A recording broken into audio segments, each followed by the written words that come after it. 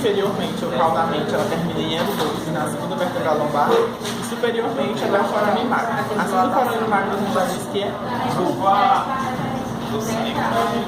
Então, a medula ela vai ter algumas estruturas como fissuras, sulcos e septos, que são divisões anatômicas da própria medula em si. Por exemplo, nós vamos ter essa região aqui é para ser fissura mediana anterior, que é que ela só está as artérias e a vascularização na frente, mas ela é contínua, certo? É uma fissura só, como vocês podem ver nessa peça aqui, ó. Veja, fissura mediana anterior. Aqui nós vamos ter agora sulcos. Sulcos é como se fossem pequenas entranças da medula, certo? Vocês podem ver assim, sentindo que é uma pequena entrança na própria medula, ok? Então nós vamos ter sulco lateral anterior. Na região posterior nós vamos ter sulco lateral posterior. E nós vamos ter aqui sulco mediano posterior. Lembra que aqui é sulco e aqui é fissura. Nós vamos ter também o sulco intermédio posterior. Algumas estruturas vão ter septos. O que seria septo? Seria uma própria entrância na medula. Como vocês podem ver aqui, ó, está entrando um pouquinho mais do que as outras. As outras é só um sulco assim, algo que entra rapidamente. Aqui, sulco lateral posterior, sulco intermédio posterior, sulco mediano posterior, certo? E ainda vamos ter os septos, que são entranças, que vai dividir a medula nessa parte da substância branca. E ainda vamos ter septo intermédio posterior e septo intermédio posterior e septo mediano posterior. Ok?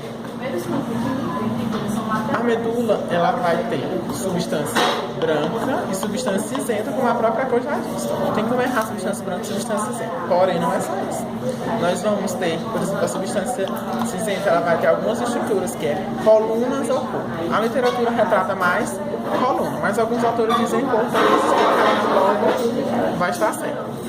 Nós vamos ter uma coluna anterior, uma coluna posterior e uma coluna lateral. E vai ter uma coluna intermédia. Essa substância intermédia é como se a gente passasse assim duas linhas imaginárias aqui na região da substância cinzenta. E aí vai se chamar substância cinzenta intermédia, que ela pode ser central ou lateral, certo? Eu não vou colocar o alfinete para, tipo assim, bem aqui na divisão para confundir vocês. A ideia é facilitar o processo. No meio da substância cinzenta vamos ter o canal central da medula. E aqui, ó, nessa região aqui é um alfinetezinho preto. Ó, que dá pra ver aqui que tem até um canal, certo? A substância branca nós vamos ter funículos. Funículo anterior, funículo lateral, funículo posterior. No funículo posterior nós vamos ter fascículo grácil e fascículo cuneiforme. Fascículo grácil e fascículo cuneiforme. Funículos e fascículos, certo? Da medula vão entrar nervos e vão sair nervos. Vão sair nervos eferentes, por exemplo, e vão entrar nervos aferentes. A professora já não explicando o conceito de aferência e eferência. Eferência, por exemplo, é pra... Já? Ótimo, então não precisa falar. Nós vamos ter filamentos radiculares entrando ou saindo da coluna a partir do sulco lateral, anterior e posterior, ok? Filamentos radiculares anteriores ou ventrais, filamentos radiculares posteriores ou dorsais. Utilize mais a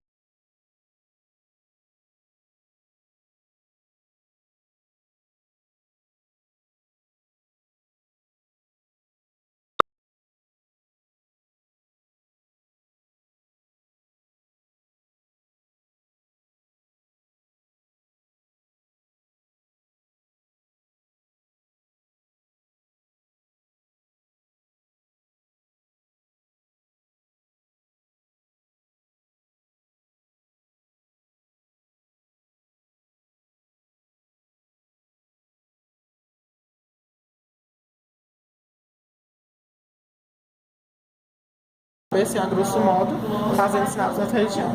Por isso essa dilatação. A raiz espinhal